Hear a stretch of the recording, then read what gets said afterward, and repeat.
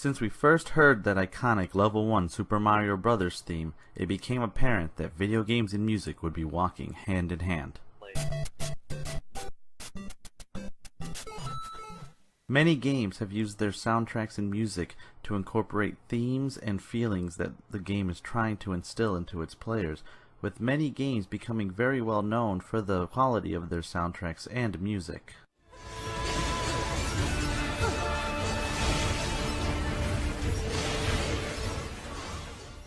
From iconic classics like Legend of Zelda and its overworld theme, to Chrono Trigger, which brings about a tinge of nostalgia to all who enjoyed the golden age of RPGs on the Super Nintendo.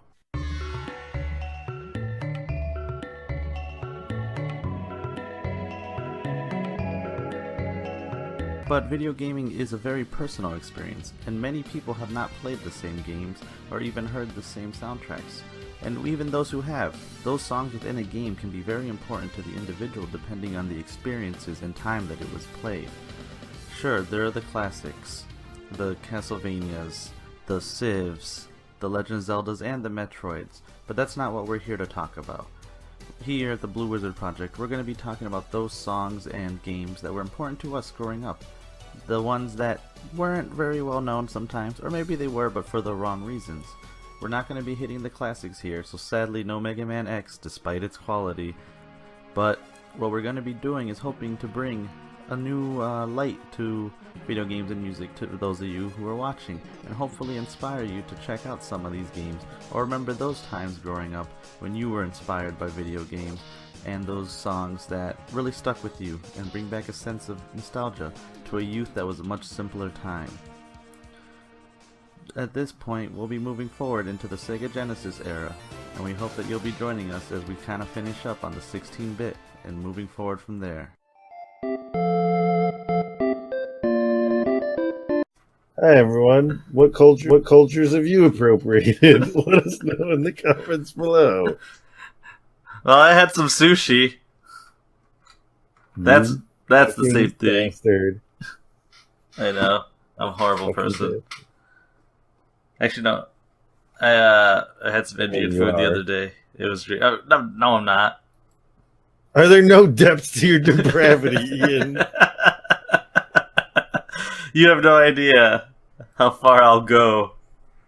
That's a clip of Ian eating like German sausages. No, I'm gonna be dressed as a German person while eating sushi and drinking what's another thing? Like a Spanish beer or something. No, wearing a sombrero. What? Quite the ensemble you've got for yourself. Anyway, that leads me to the Sega Genesis. Hi everyone, we're back with another thing about video game music and the songs that we loved. Not necessarily the songs that were good.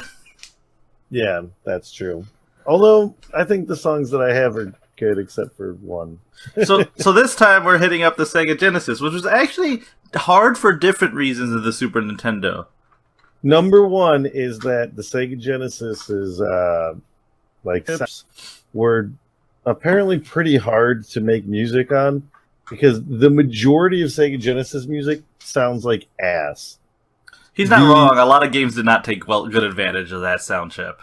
The songs that sound good on it sound really good, and very few companies really learned how to do that. And actually, that kind of ties into the same problem that the Super Nintendo had, because the ones that are really good are very well known and very famous. Because everyone played those ones, and they're like, oh shit, this shit is the bomb. Everyone loves this Sonic the Hedgehog 2 and that Streets of Rage. That was the new hotness back then. So we run into the same issue of, oh, everyone already knows these amazing songs that we all know.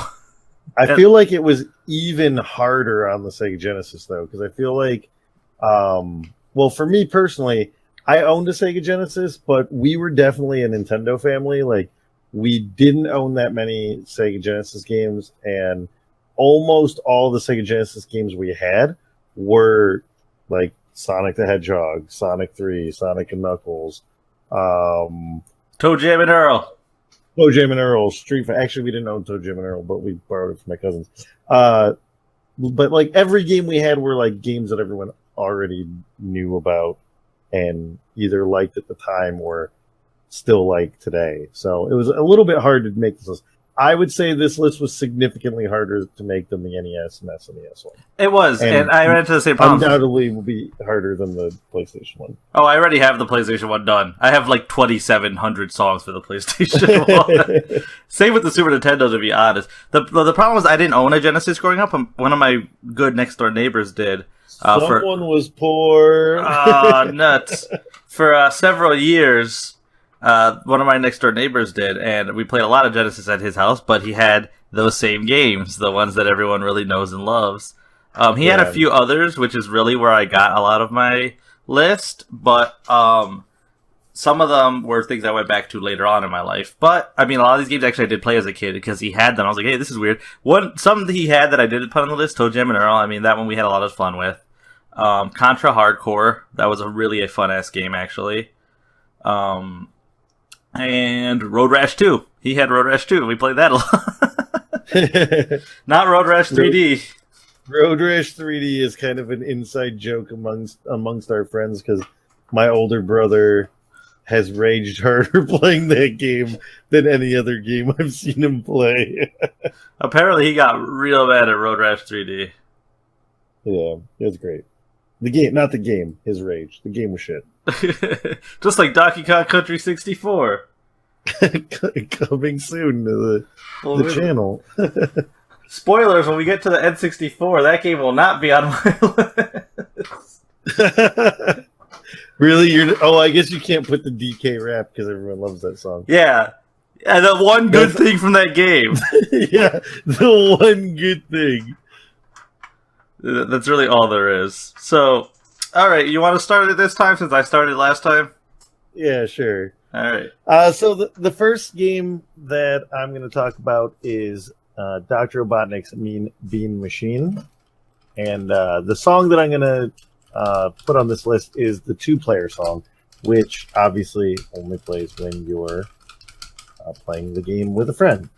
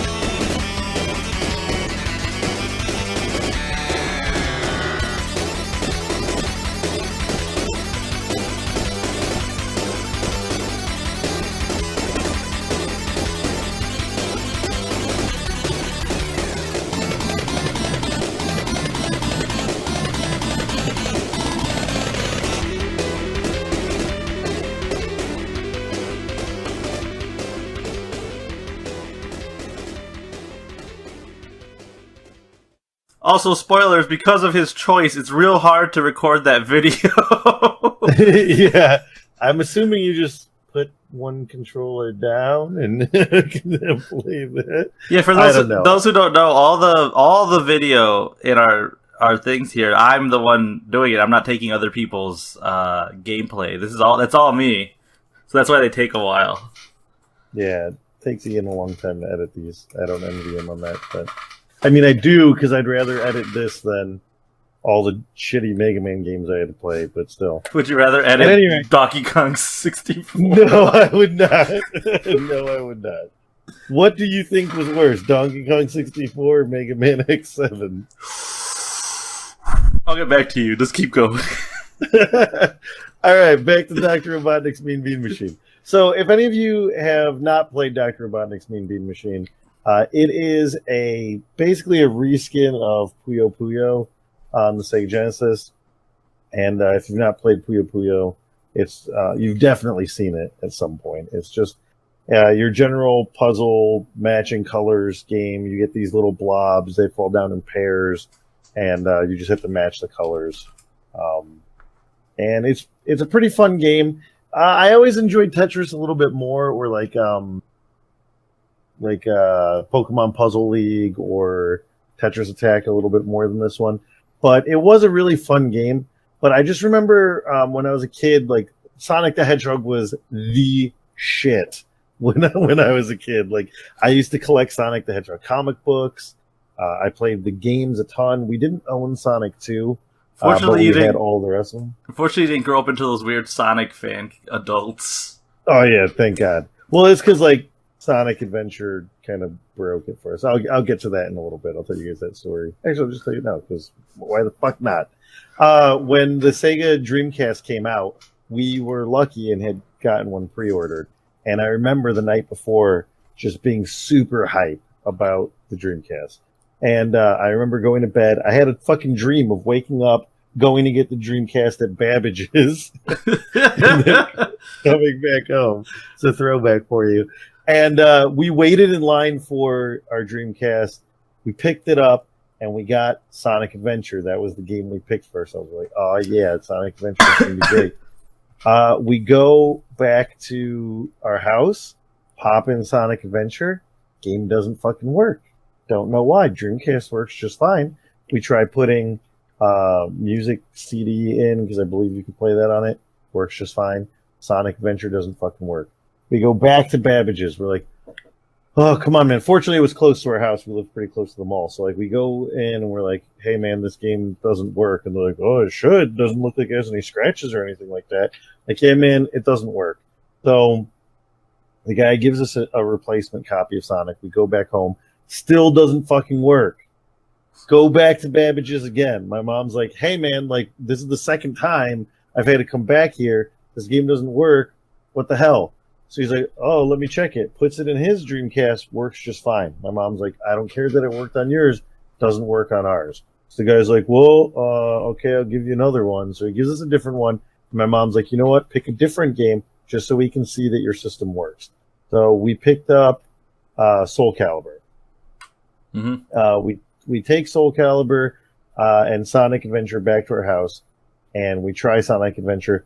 Doesn't fucking work again. Put in Soul Calibur, works just fine. Play a few matches of Soul Calibur until we can convince our mom to take us back. Because for whatever reason, as stupid little kids, we're like, fuck Soul Calibur, an awesome game. Let's play Sonic Adventure, a shitty game. So man, people are gonna fight you on that one. yeah. Sonic Adventure is trash. Go back and play it now. That game is not good. So then we go back again. My mom's like, yeah, it doesn't fucking work. They put it in their system, and like it works just fine. Their manager walks out and is like, oh yeah, there's actually like a big mistake that Sega accidentally sent copies of the European Sonic Adventure to some retailers in the States. And since the Dreamcast was region locked, those games didn't work. They looked like they were English copies because they had English on them for the UK, but they would not run on American systems. And there was nothing they could do because they didn't know which ones were European ones and which ones were American ones. So they were like, yeah, basically all of our copies of Sonic are shit. So then my mom was like, we'll just get a different game. It's fine. But like the Dreamcast, when it first came out, didn't have a whole lot of selection. So we got Power Stone instead. Oh, Also an shit. awesome game. Yeah, that game's fucking great. Whatever happened to fucking Power Stone? That's what I'm asking. Like, Power Stone 2 is one of the best fighting games of all time. So we were like super pissed. I think we never actually got a copy of Sonic Adventure. Maybe we did eventually, or just borrowed one from a friend. And to be fair, at the time, Sonic Adventure was really fun.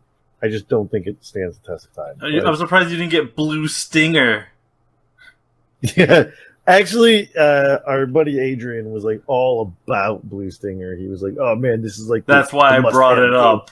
of this Blue Stinger." Oh shit! Like, anyway, that's enough of the Dreamcast stuff. We're just learning how Sonic broke you.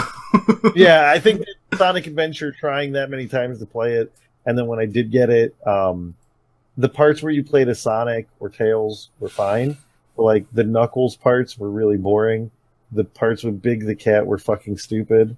Like, the robot parts were pretty cool. I don't remember what his fucking name was. But that was, like, the last time I really played through a Sonic game.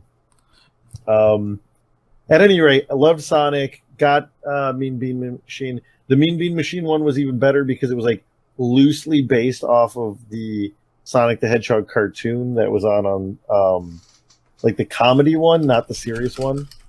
And it was cool. It was a really cool game. The music in this one, finally getting to the whole point of this video. Yeah. Also, that the one voiced by Jaleel White. Yes, I think they both weren't they? I don't know, but I know he definitely was the one in the comedy Sonic.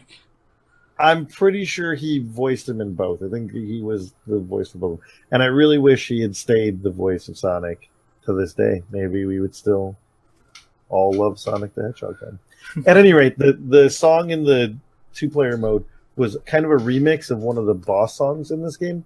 And it just felt really hype. Like, it was very high intensity, high energy song. Like, I think that this would be a really cool song to hear redone on, like, an electric guitar or, like, with a rock band.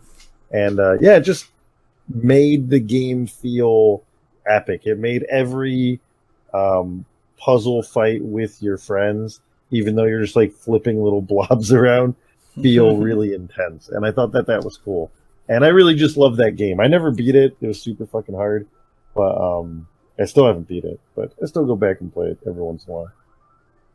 Yeah, I actually played a little bit of Mean Bean Machine as a kid, and I thought this game was fucking awesome.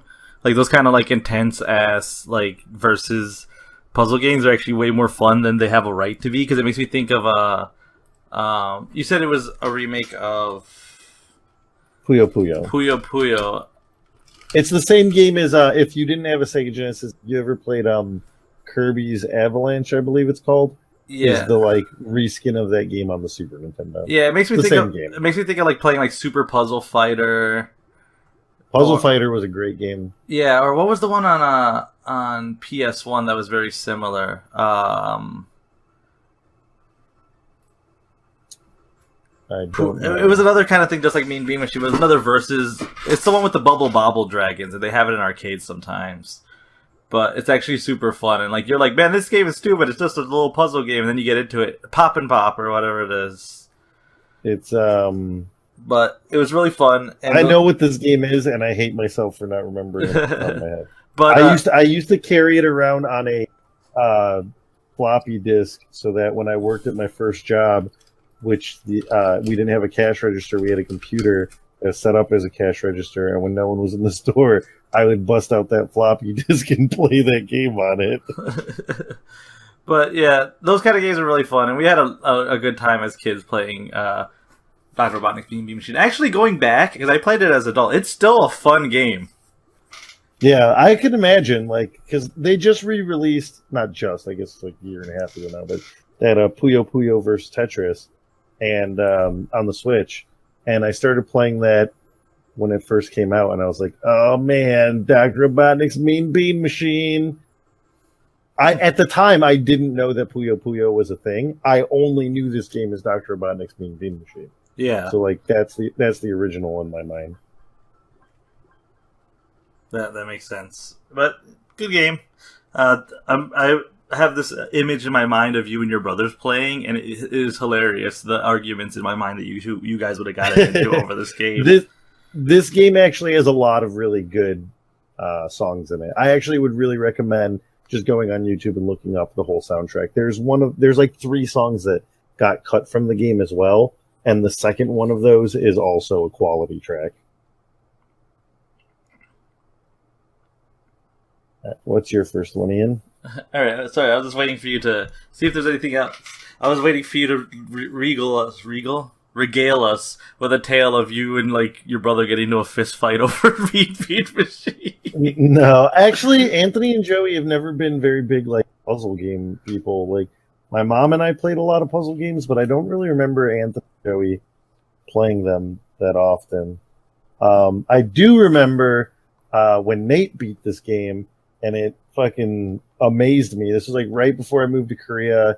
I remember it was like one of my last nights in the States, and my buddy Nate was moving out of Ohio, and Ian was there, and Ian was like, I don't remember this game. And we were like, this game's super fucking hard, man. And Nate's like, yeah, check this out. Look, I'm like towards the end of the game. Look at how hard this is. This is impossible. Fucking wrecks that guy. We're like, Ian's like, yeah, wow, that was fucking hard. He's like, okay, I got lucky. Check out this next one. Fucking wrecks that guy. I remember. Ian's like, yeah, wow, this game's real fucking hard. He's like, no, dude, I don't know what's going on. Gets to the next guy, loses. He's like, see, I told you. Retries, fucking wrecks that guy. We're like, oh shit. Gets to Dr. Robotnik. I have played against Dr. Robotnik only using a code, and I've always lost him in like 5 seconds. I've never seen someone actually beat Dr. Robotnik. I think Nate played against him like 2 times and lost, and then his 3rd time beat Dr. Robotnik, and Nate and I lost our fucking shit. We're just like, oh my god, he beat Dr. Robotnik's speed beat machine. That's impossible. And Ian couldn't fully appreciate it. He couldn't fully appreciate it. But the best line was afterwards when Nate said, I don't even see the beans anymore. I just see blonde, brunette, and redhead. If you get that joke, welcome to being old. If you don't get that joke, probably better for it. Oh man, no, I remember that night completely because I was completely unimpressed by your guys' like, oh, this is so hard. You couldn't get how hard that game was, and what a colossal feat of a gaming prowess that was. Oh man, hilarious. So speaking of, because this is actually Segtails segues. Wow, I am terrible at words today. Segtails, woo. Segues well into my first game because it's a game I played at hanging out with Nate at their apartment. You know the place, your same place you're talking about. If you guys don't know who Nate is, because you're not the 5 people that we know that watch these videos, he is the guy that's also on the Symphony of the Night. And in the Curse of Darkness videos going up right now. Yeah. But, anyway. We would hang out a lot and play games. On the old 360, they had a lot of, like, retro games. And this leads into one of my favorite Sega games, which everyone else in the world hated, but me, apparently, which is Echo the Dolphin. That game's garbage. I love Echo the Dolphin. That game is great. That game is a perfect mix. I remember Ian being like, guys, check out how great this game is. And all of us are like, this looks super boring, dude. That's because it's a puzzle game that requires brains, and you brainlets can't understand the depths of Echoes. You need at least a 200 IQ to appreciate Echo the Dolphin. Why don't you explain the plot of Echo the Dolphin? I was trying to do the Rick and Morty thing, but with Echo. It takes a depth of intelligence to appreciate Echo the Dolphin. No, Echo the Dolphin is a pretty stupid game. I'm not gonna lie. Like, the premise is dumb, but it's interesting because it's the kind of thing that they would never do nowadays because people are like, that's dumb. But back then they were like, hey, let's make a game about a dolphin. Sure, why the fuck not? We got nothing else to do. I mean, to be fair, we have Goat Simulator now. So. Oh, yeah, but Goat Simulator's real good. Hey, cat. It's got Shrek Ninja Turtles in it. But so Echo the Dolphin, you play as a dolphin named Echo. Surprise! Who his entire pod disappears while he's swimming around being a dolphin, and you. They probably retreated to their dolphin rape caves. Hashtag all dolphins. Oh my god! I was thinking of that King of the Hill episode. If you don't know, go watch that King of the Hill episode. Just King of the Hill dolphin. Side note on that, I actually have never King of the Hill and just recently started watching through it, and that show is quality. Oh, that show's really good. And it's a show I hated as a kid and love as an adult. Yeah. But, so Echo sets off on a quest to find out what happened to his missing pod. And so Echo the Dolphin's kind of a weird, like, puzzle adventure game where you're traveling through the ocean to different areas, trying to find people who might know what's going on. Yes, you can talk to other people. The game has, like, NPCs, which are other dolphins or whales or other intelligent aquatic life, trying to figure out what's going on. They send you to talk to the oldest whale in the world who lives in the Arctic, and then he sends you to the depths of, like, the Marianas Trench to find the oldest living thing in the world who tells you about what's been going on. The game actually has a oddly integrated plot into the game about playing as a goddamn dolphin. But long story short, it's aliens. I'm not even joking. That is the plot. Yep. It is aliens. It's aliens. Aliens kidnap the dolphins. I'm not going to get into it, but there is a part where you go Thanks for all the fish. You go to Atlantis to travel back in time. How much cocaine were the people who made this thing doing? Cocaine, dude. Cocaine isn't what they were on. There was something, dude. They were on a fucking 4-day acid trip. Right in the story. Like, just imagine like Charlie Day at the board. All right, so then the dolphins gotta go to Atlantis, and he travels to back go back in time to get the aliens. To get the helix, so that he gets dolphin superpowers to fight the aliens. God, this game's so dumb. And all of that is true. Nothing I said about this is a lie. But God damn it. But my favorite song from the game, because this is one of the games my friend had, and we actually beat it as kids, and that game is actually stupid goddamn hard by the end of it. One, because it's a puzzle, like, it's a game that requires it's a lot of puzzle and, like, outside the box thinking, and we were kids, which means we were impatient and stupid. So, that took us a little while. But, like, the end of the game gets, like, ridiculously difficult, like, for no reason. Like, the levels you just die instantly, and if the last boss touches you, you have to do the whole level over again. It gets really stupid. That sucks. Yeah. But we managed to beat it as kids. But for me, the one song that really stands out is the song that plays in the Ice Zone.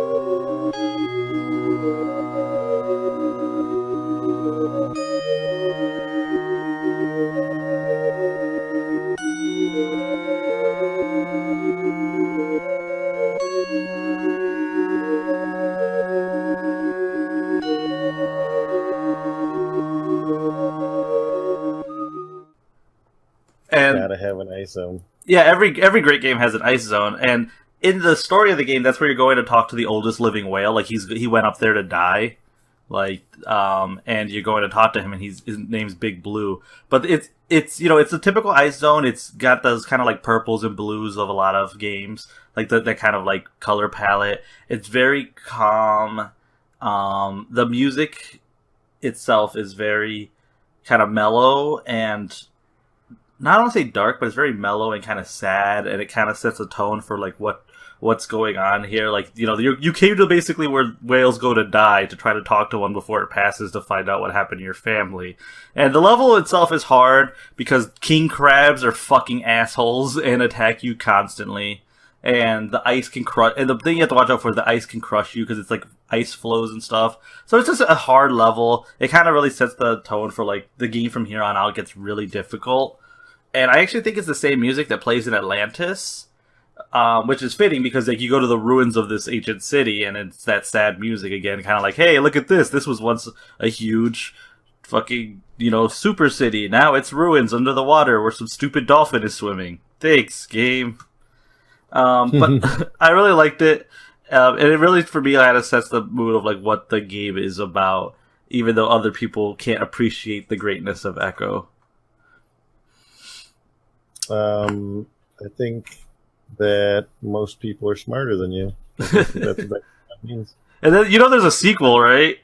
Yeah, there's actually wasn't there another one on Dreamcast? Dreamcast? Yeah, Echo, too? Defender of Time. That one was supposed to be shit, though, wasn't it? Yeah, I mean it wasn't great. I mean, like Echo 2, Echo 2, he travels into the future and travels. It's just weird. It just gets weirder. It just gets the acid trip never stopped.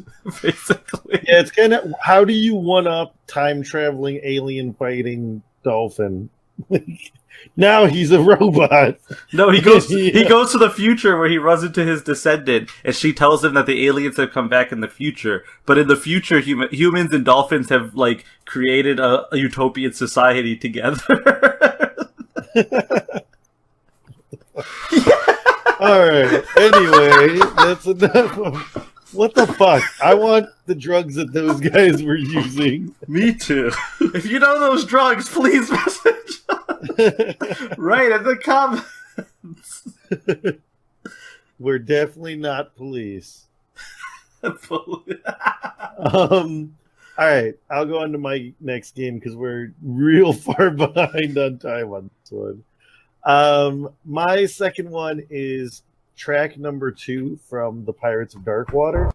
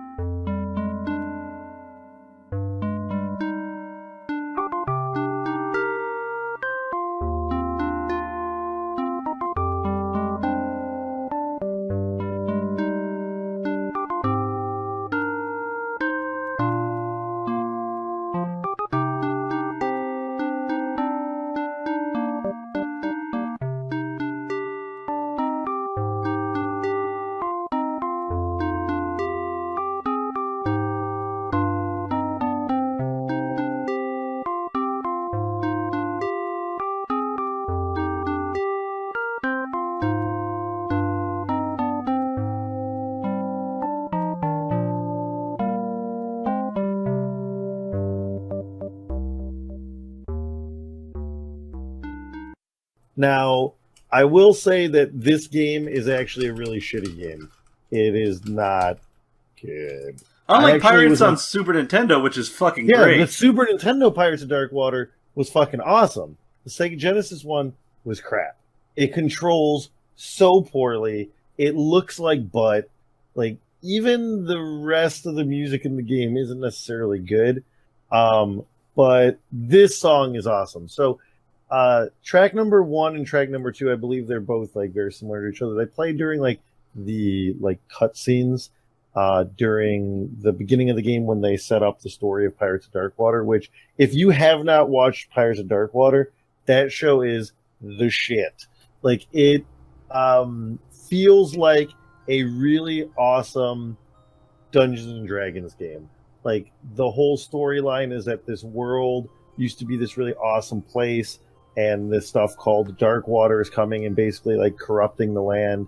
And the story follows this guy who is like a prince that is seeking out these treasures that, if he finds all of them, they can reverse the Darkwater.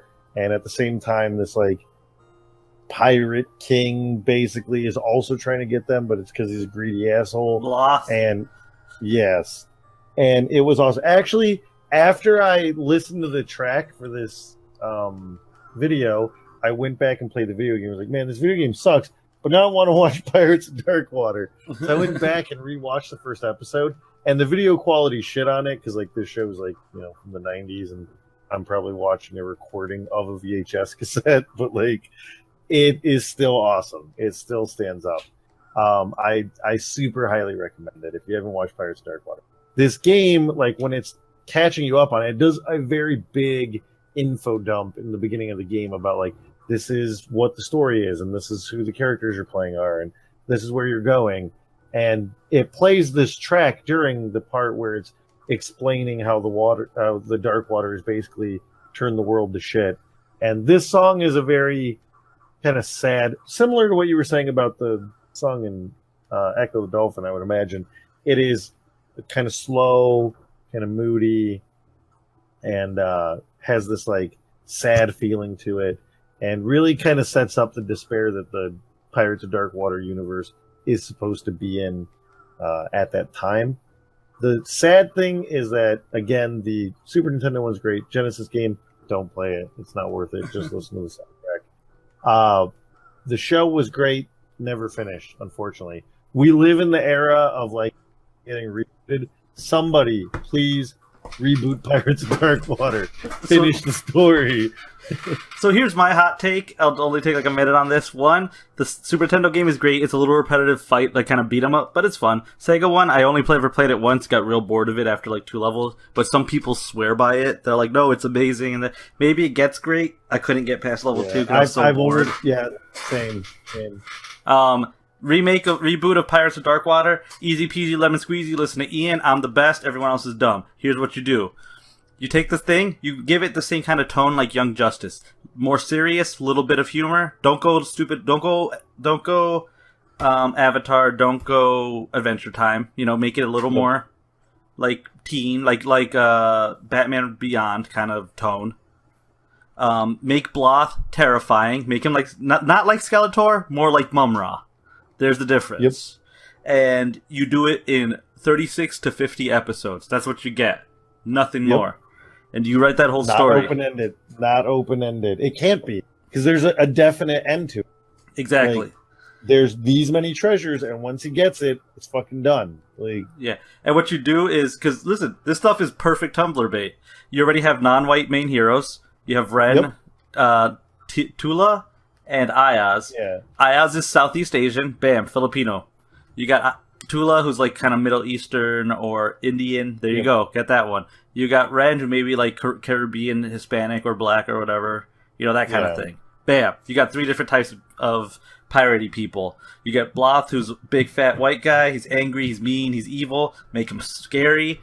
The last fight needs to be 2 episodes, and it needs to be against Bloth, mixed with like some kind of Darkwater monster. Yep. And that's it. I just wrote you a award-winning series, and you can send my check in the mail. Yep. We can be bought out. We've established this. This is true. All right. So, speaking of being bought out, excuse me while I drink this refreshing Coca-Cola while Ian talks about his next song. So speaking of bought out, my next game is from the Sega game Jurassic Park. Oh, that game's not good if I remember. Yeah, you're trying to think. Was it good? Was it not good? Let me I tell don't you. remember. Like, so here's the thing: I blindly love Jurassic Park to death. There's a video that hopefully I'll put up on our channel of when I got drunk and did a scene for scene playback of the movie to my wife, and she recorded a large chunk of it. And I've seen Jurassic Park, not exaggerating, at least 65 times. So you know how kids have that movie that they watch over and over again? Because that's what all children do for some reason. Yep. Me and my sisters was Jurassic Park. We watched that movie a lot. Yep. A lot of Jurassic Park. But, so, replaying it, because I've already started to get my video for the songs I knew I already was going to pick. It's not a great game. It's not a bad game, though. It's not a horrible piece of garbage.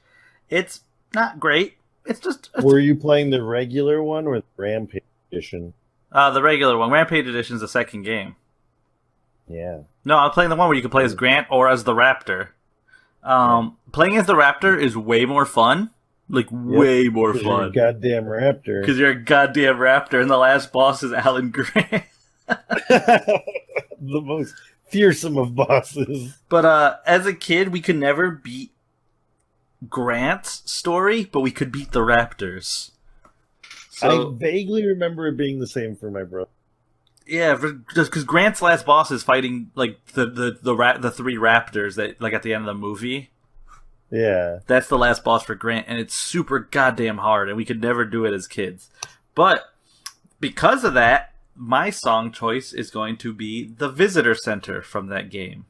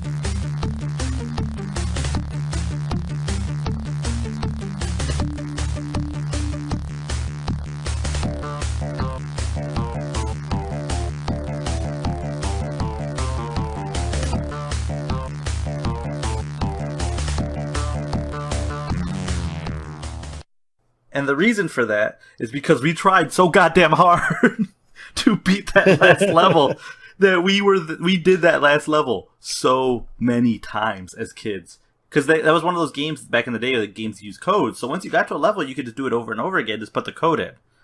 Yep. So we had the code to the visitor center, and we tried, because that's the last level, is the visitor center. And we tried so damn hard to beat that game that I must have heard that song like hundreds of times. And I don't know that I ever got to the last stage in Grant's storyline. The levels are pretty much the same. It's just who you're playing as and like which direction. Like levels have slight differences because like the Raptor plays differently than Grant. Like he can jump higher, so they made the levels more like attuned to that. It's in like Sonic spin jump. Yeah, basically. So both of them, the last level is the visitor center, and it's with Grant it's so goddamn hard. But the music's actually pretty good. So and like the game, it was fun enough that we didn't like hate that we had to keep doing it. We just wanted to beat it and we couldn't. And I eventually have beaten it as an adult. It's bullshit. And the ending is not worth it. It's just a scrolling text ending basically. So one of the best things about that game was that when it had the like opening thing when it said Sega, it was a T-Rex. T-Rex in it. And he goes, Sega! Yeah, it's fucking awesome. And that was like, who was the better talking dinosaur? The T-Rex that says Sega or the Raptor that says Alan?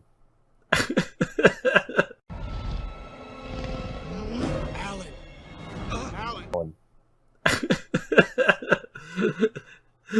Ooh. I think the Raptor that says Alan just because it's hilarious. He sounds better. Higher audio quality. Not sound like he's... But all right. I want you to put that clip in the video there. All right, it's done. It is done, Khaleesi. All right. My third one is actually another Sonic game. It is Sonic Spinball Toxic Caves. And I'll let Ian throw that video in there real quick.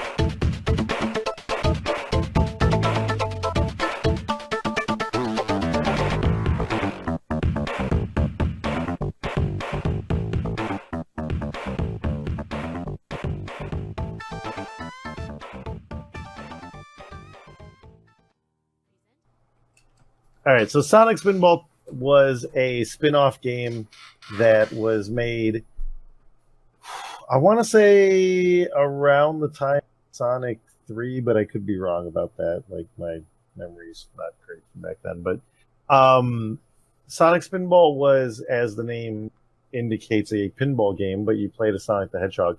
There were very few parts where you were like actually running on the ground. Most of it was you doing like the spin dash thing and then getting launched into these pinball machines that you would try to shoot yourself into. And there were different objectives that you had to do in every stage. This game was fucking hard. At least it was when I was a kid. No, Maybe it's still goddamn hard. When I was at MagFest, one of the challenges was just to beat the last boss. That was the challenge. Nothing else. Just beat the game. Yeah, I've never even seen the last boss. I never got to the end of this game. It was really fucking, and because of that, I played the first level so many fucking times. And this song is from that first level. And as it says with Toxic Caves, like the first level is kind of this mix of like a cave with this like green bubbling toxic waste at the bottom with like robotic shit put everywhere that Robotnik installed in the place, and it just captures the level really well. It feels like it sets the tone of this like industrial area. It sets the tone for the challenge of the game. The main thing is I just remember this song in this game sticking out in my mind because as far as I know, Sonic Spinball was the first game that I purchased myself. That wasn't a gift. That wasn't a game that my mom and dad just picked up for us. Like, I saved my money because I wanted Sonic Spinball, and I bought it for myself. And even though the game was like hard as balls, and even though like it's not a bad game. I wouldn't say it's necessarily a great game. It's also another game based off the comedy Sonic, as it has the stupid chicken and the drill guy in it. yeah, it's also based off of that. But like I said, because I was so obsessed with Sonic stuff back then, this was like a huge thing to me. And I was like, I'm going to play this game. I'm going to beat this game. Never did. Played it a ton. Probably would go back and play it again. I'm actually... I said at the end of the Super Nintendo one that I don't think that the Sega Genesis holds up as a system. I don't think the majority of the good games on it stand the test of time. And a lot of people were like, man, you're fucking dumb. So I'm going to be playing through some games to see if I still believe that or not, or if it's just a bias that I have for no reason. But I'll probably play through this game again when I start going through those games. So we'll see. My history, because my friend Sonic Spinball was another one of the games that my neighbor had, and we played a bunch of it. We did not beat it as kids. It is one I did beat as an adult again. I actually did the MagFest thing because the last boss is pure horseshit. Yeah, all I can think of, the toxic level is like the one that really stands out because like that first level, I think that's what the demo was too, when they had like a kiosk at Toys R Us. Yes, it was. Yeah, that's what I think of. Like, you see that little demo kiosk, and they had toxic caves. I remember like one of the bad guys was like a giant scorpion with like Robotnik's head on it or some shit. Yep. The thing is, the game was only like 4 or 5 levels. It's not that many. It's not very long. The levels are just such horseshit. But it's an okay game. I'm not gonna give it a star of approval or anything, but it's fine. It is what it is. Yeah, I mean, like from what I remember, again, it's been a very I play this game. The tone of the game, like capturing the feel of Sonic the Hedgehog, and each stage being unique in the way that it's designed and its art style and stuff. I remember that being very good. I remember most of the music being not very good in it. Yeah, that is also true. And the sound effects aren't great either. Yes. And I remember the difficulty being horseshit. Also true. All right. Well, then, I'm going to end this part off, with my third game, which is going to be Flashback, The Quest for Identity. If anyone actually remembers this game, it was kind of a point-and-click adventure game.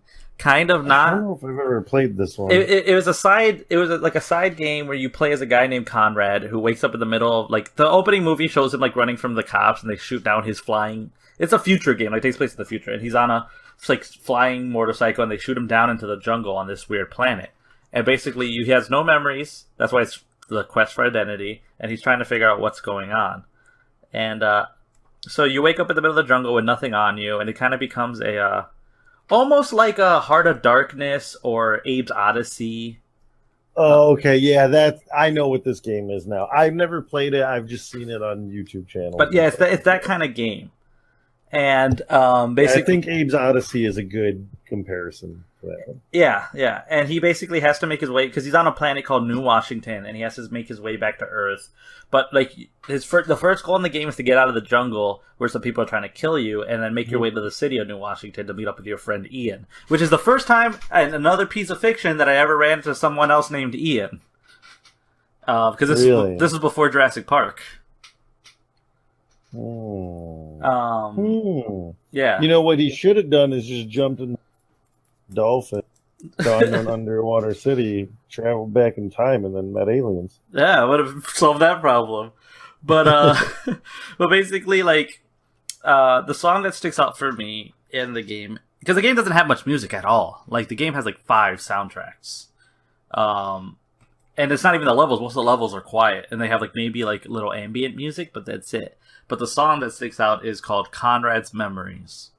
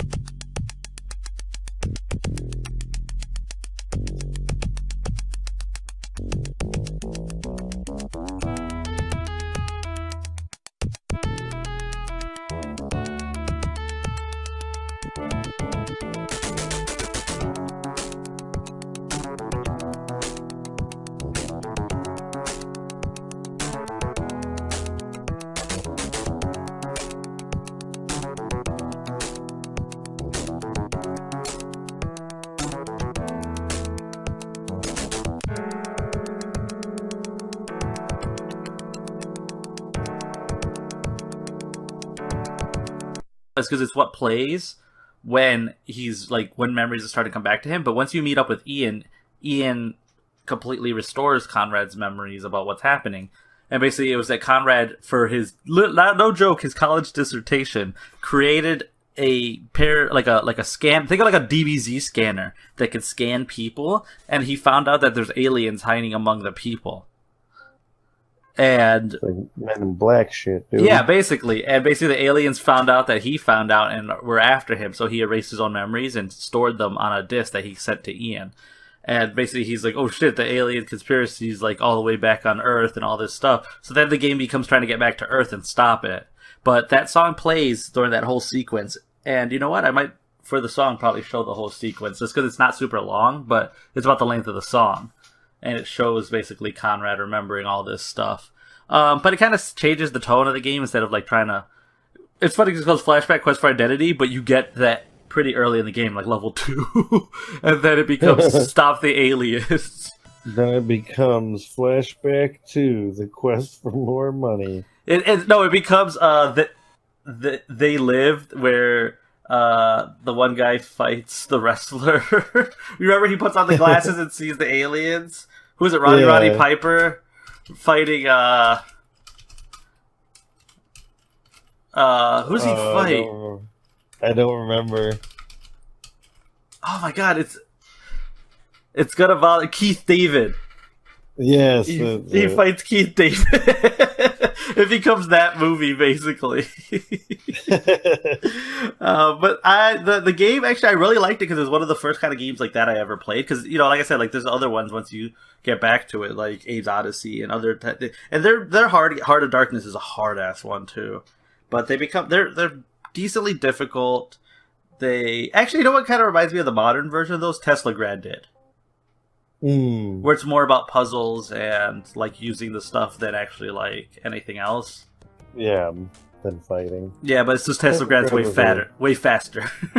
Way fatter. Yeah. Wow. But no, Flashback, I really liked it as a kid. I played it on my friend's Genesis. I eventually played the Super Nintendo version too. And to be fair, honestly, the Super Nintendo version's audio is better, but the game plays exactly the same. Like, there's no difference between the game at all.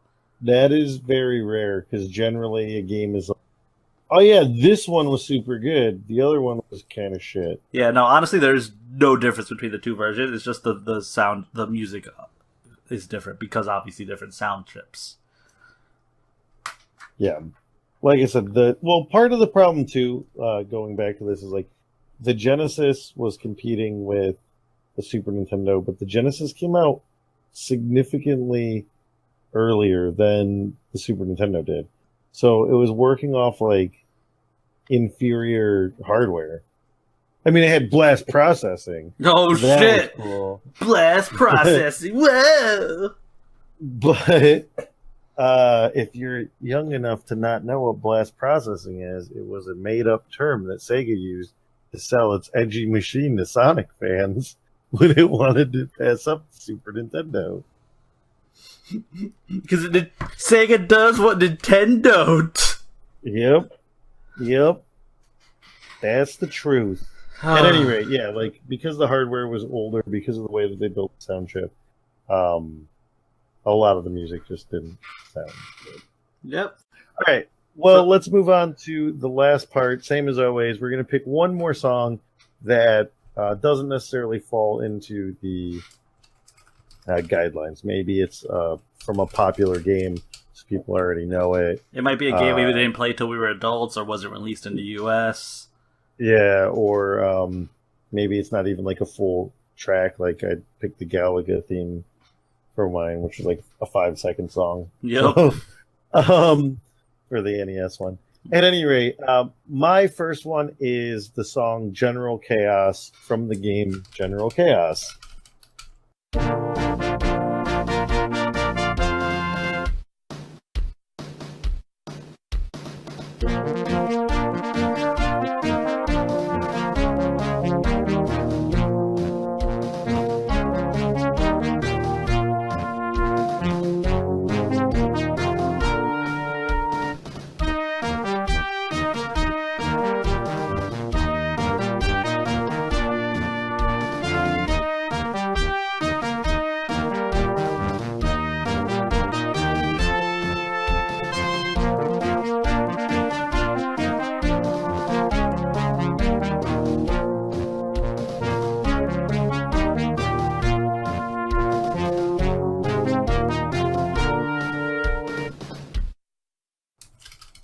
And this game was really, really fun when I was a kid, but I cannot imagine that this game has stood the test of time.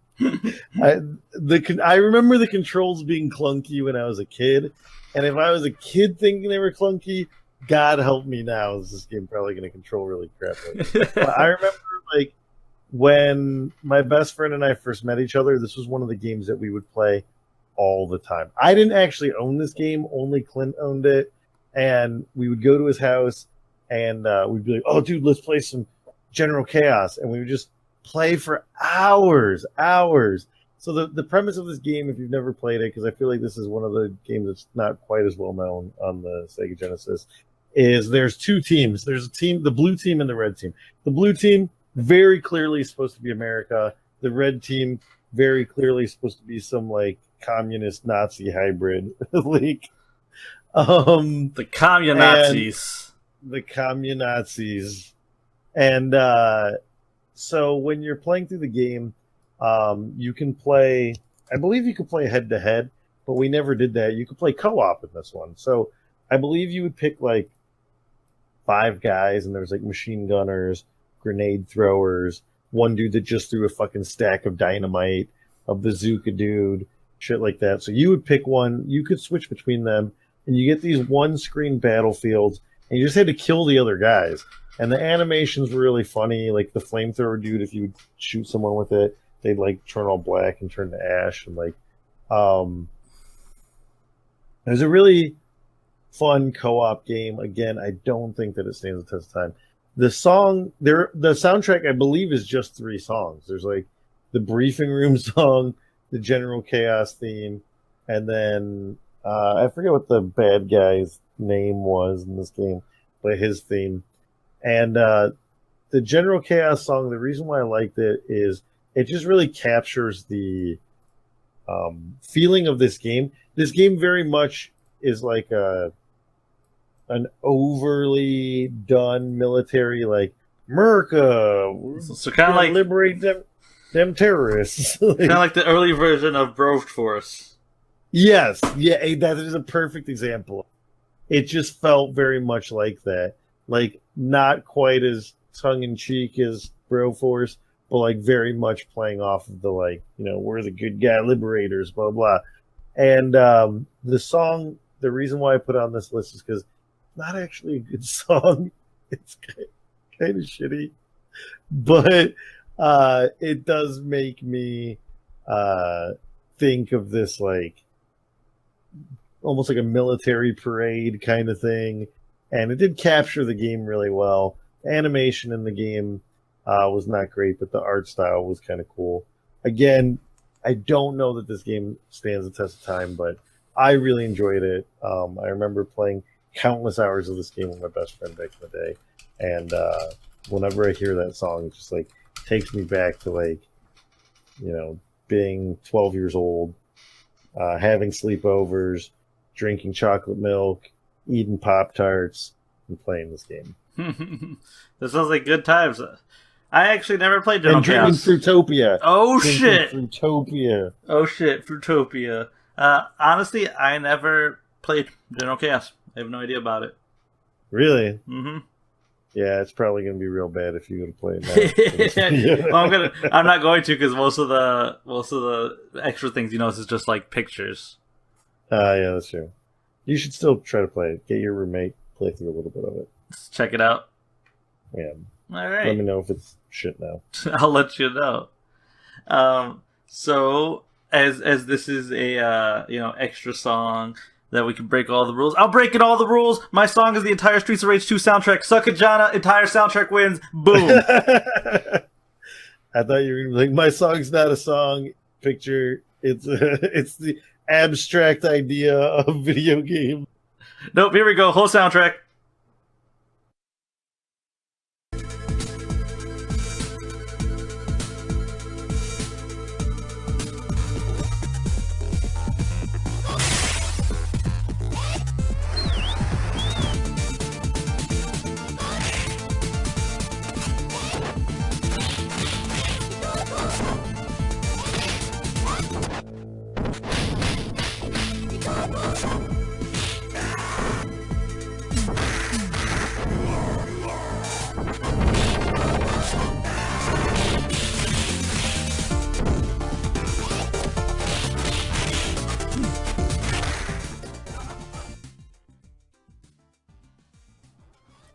Nah, I'm joking. No, I'm not. I really hope you just put the whole soundtrack in there, and then this video gets flagged. Realistically, the entire Streets of Rage 2 soundtrack is amazing. It is one of the best soundtracks in a video game ever. What? Why can't I think of the name of the guy who does music? Composer. Beethoven? No, the word is composer. Oh, I think. The word is composer. I think it was Yuzo Koshiro. It was the one who did Streets of Rage 2. But that game's soundtrack is just the fucking shit. From right off the bat, the opening scroll until the last boss fight, everything in that game just screams, this game is awesome, and these people knew how to use this soundtrack, like the sound chip. Yep. Like the entire sound game just sounds like a fucking nightclub fight arena, and it's amazing. That is one thing that the Genesis generally tended to do better was arcade ports. Yeah, Yeah, it did really good arcade ports and like those type of style games. But Streets of Rage 2 had a special place for me as one other game that my friend had, and we played a shit ton of Streets of Rage 2 because it was 2 players and it was fun co-op beat 'em up. And that was back in the day, man. That was the shit. Just you and your buddy beating up thugs and trying to clean up the streets. And for me, man, there were so many good beat 'em ups in that era. So many good beat 'em ups. And for me, the song from that game that sticks out outside of all of them is actually the one that takes place on the boat level, and it's called Slow Moon.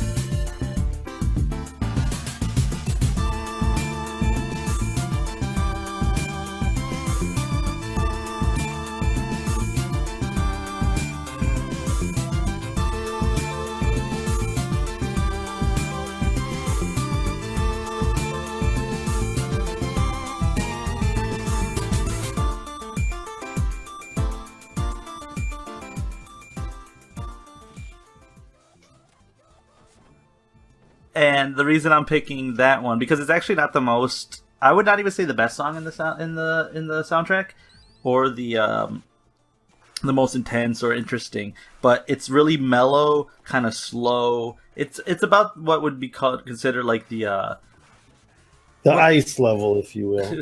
I would say like in a story, like after the story hits its like crest, and it's kind of the falling action of the story. That's what that level is. It's like you're heading towards the last place.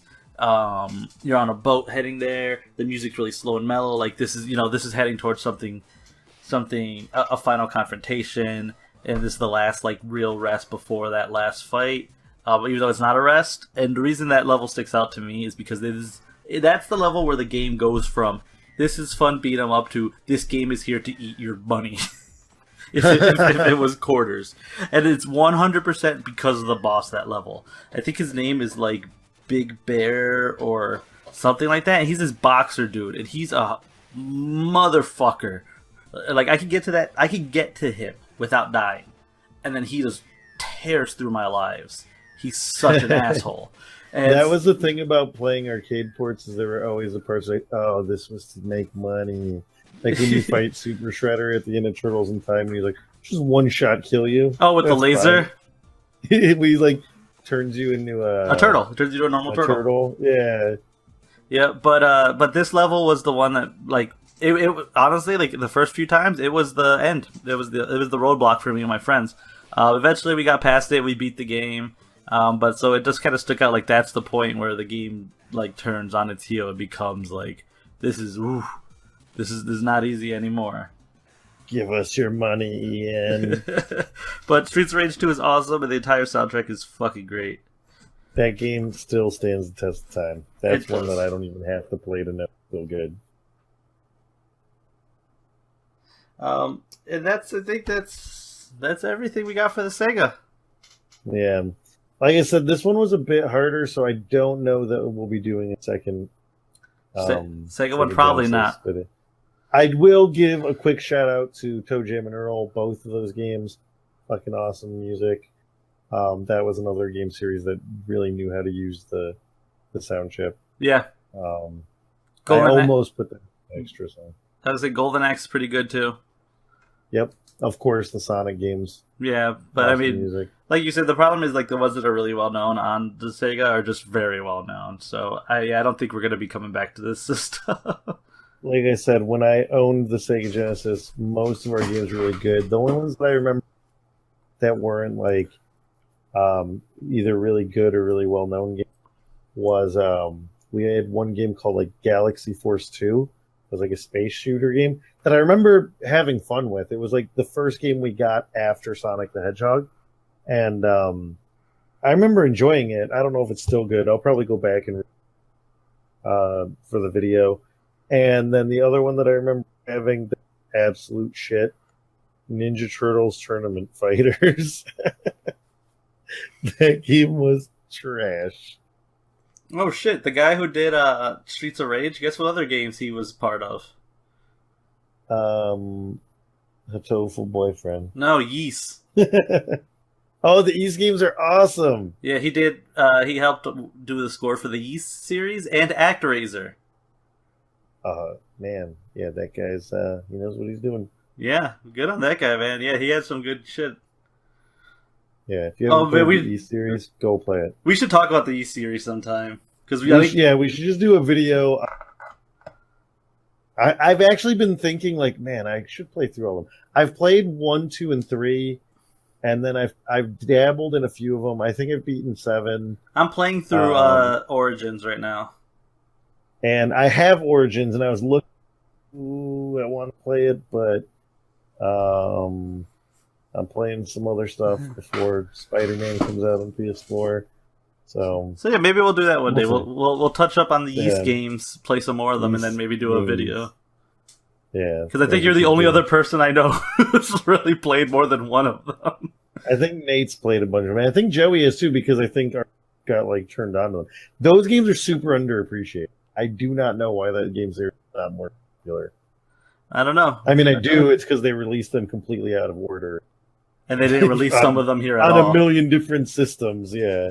Like, okay, so we'll do 1, 3, then we'll re-release 3 better. We'll go 5, 2, Origins, 8, 6. Oh, by the way, like that one's on Vita, that one's on PC, that one's on TurboGrafx 16, that one's like, what the fuck? Like, just a quick aside, because speaking of the Sega, you know there is a Yeast 3 on Sega. Like, they released it on Genesis and Super Nintendo. Yeah, so that one is actually the game that I could be completely wrong on this, so take this with a grain of salt. But if I'm not mistaken, Yeast 3, someone made like a fan update of it, and the company liked it, and so they asked to take over the project, and that's Oath of Felghana. Yeah. Oath of Felghana is awesome. Yeah, that's honestly my favorite one. So I guess we're gonna leave off on that. Yeast is awesome, and you guys should play it. Yep, maybe we'll get a video on that. And we always joke around and leave this random bullshit in the comments. But honestly, if you have a Sega Genesis game, maybe you played the Genesis more than I did as kids, let us know. What are some songs we should listen to? What are some games we should play? Like I said, it'll probably be a while before I put the video out, but play through some Sega Genesis games. Are there any games that you think might change my mind into thinking Genesis is still an awesome system, especially if you were from Europe? You probably love the was it Mega Drive? Is that what it's called? Yep. There? Way more than the Super Nintendo. So yeah, let us know. Yeah, all you European fans. We've got them. I know they're there. We have that one dude in the middle of was it like the Philippines or something? Yeah, Malaysia or something like that. You got that one subscriber. All right. See you guys next time.